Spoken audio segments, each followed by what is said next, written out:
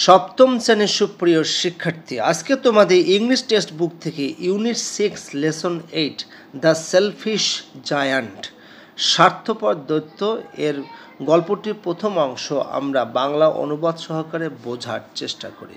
Read the story silently, পুরো গল্পটা নীরবে পড়ো। The family gathering in the yard carried on with laughter and conversations. পারিবারিক যে গ্যাদারিং, যে সমাবেশ উঠোনের মধ্যে, সেটা হাসি এবং কথোপকথনের মাধ্যমে চলছিল। At one point, the children asked their grandfather to tell them a story. At one point মানে হচ্ছে এক পর্যায়ে শিশুরা তাদের দাদুকে বলল একটা গল্প বলার জন্য। So he began to tell the tale of a selfish giant. তাই তিনি একটা স্বার্থপর দৈত্যের গল্প বলতে শুরু করলো। সেই স্বার্থপর দৈত্যের who had a beautiful garden, একটা সুন্দর বাগান ছিল। গল্পটি দাদু যেভাবে বলেছিল আমরা এখন সেভাবে বোঝার চেষ্টা করি। গল্পের নাম হলো দ্য সেলফিশ জায়ান্ট, অর্থাৎ স্বার্থপর দৈত্য। Every afternoon, as they were coming from school, the children used to go and play in the giant's garden. প্রত্যেক বিকেলবেলায় যখন তারা স্কুল থেকে আসছিল, তখন শিশুরা দৈত্যের বাগানে খেলতে যেত। It was a large, lovely garden with soft green grass. এটা ছিল একটা বিশাল সুন্দর বাগান এবং এই বাগানে সফট, নরম সবুজ ঘাস ছিল, অর্থাৎ নরম সবুজ ঘাস দিয়ে আবৃত ছিল এই পুরো বাগানটি।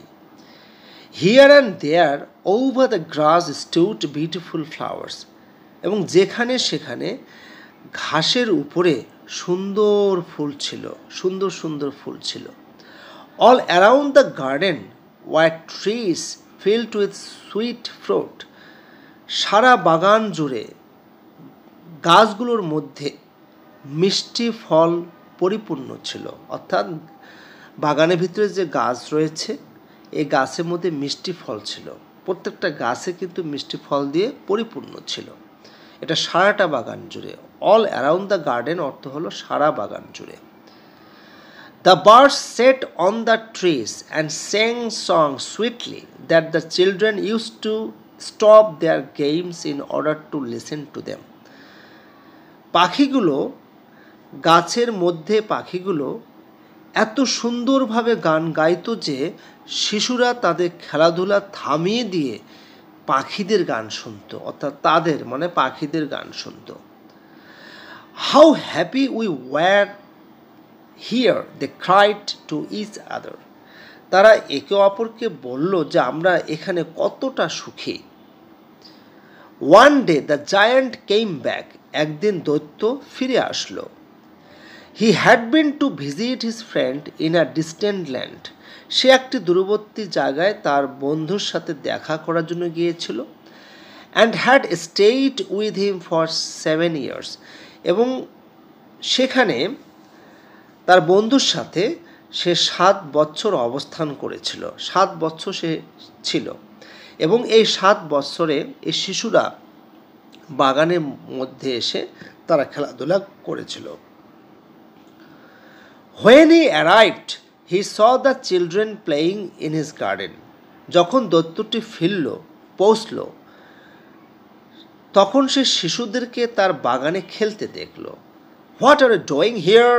cried the giant in a very gruffy voice. অনেক রুক্ষ কণ্ঠে দৈত্য বলল যে তোমরা এখানে কি করছো? The children ran away in fear.